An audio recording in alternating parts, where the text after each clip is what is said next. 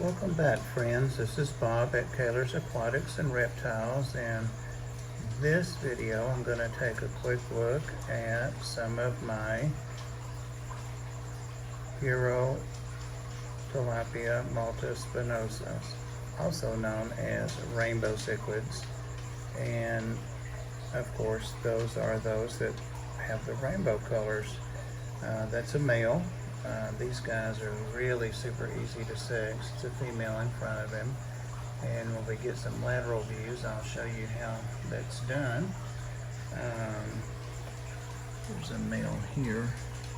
These are adult fry from an older couple that I had that passed a couple years ago actually in this tank. And I still have some females, but no other males other than the couple that are in here.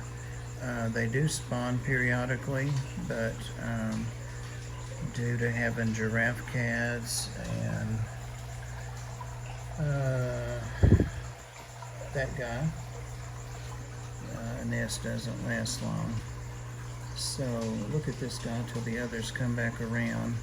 When you're looking at his dorsal fin, you can see at the tip of the tail, it goes into a high point, and that point curves and falls back down, almost like a hook. See the shape of it? It doesn't stay out in a straight point, and it's a large hook. The female, if we get a female over here, we'll see the difference. Sorry, not sorry for that little bit of algae. It's under those roots and pretty much impossible to reach down there. But these guys are substrate breeders. They spawn on the substrate, preferably on something vertical like a stick or the side of a rock or just inside the mouth of a cave, that kind of thing. Both parents care for the fry, and the male primarily does the guarding of the fry in the nest. They are excellent parents after the fry are free moving, free swimming, and they're such good parents that sometimes they can't get along with each other. I've had several spawns where the male has taken the fry all from the female, or the female's taken all the fry from the male, or they split the fry and each take a group and care for them. So they're really interesting fish to watch, especially their breeding cycle. They are omnivores, so they pretty much eat anything they can get in their mouth that I throw in. They love bloodworms, of course. They love flakes. They love granules and pellets.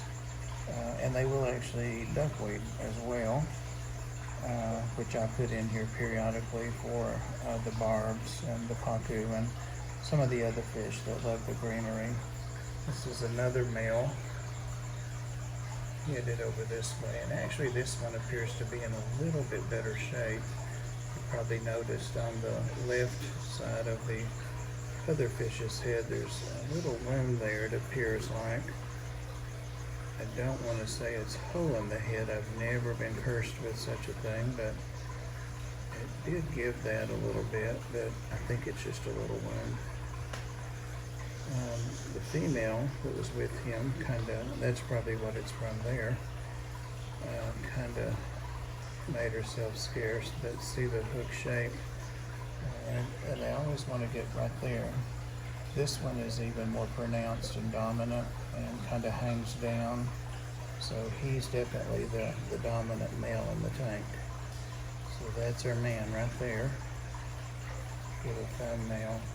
You can see that their fins all have an iridescent blue on them. And these guys, when they are breeding and spawning, they really darken up. And can become yellow, orange, and almost red. I actually have a couple more of these in here than I realized I do. And like I said, I have 3 female that are not in with the male that I've been thinking about adding in here just so they have a bigger tank. They're in a 20-gallon, so yeah. But that's the rainbow cichlids, and they're from Central America, I forgot to mention. So typically the watering conditions for those type fish in that area, they're on the Atlantic side of those countries. Costa Rica and so forth. So very easy to keep. Temp upper 70s, low 80s, pH neutral to slightly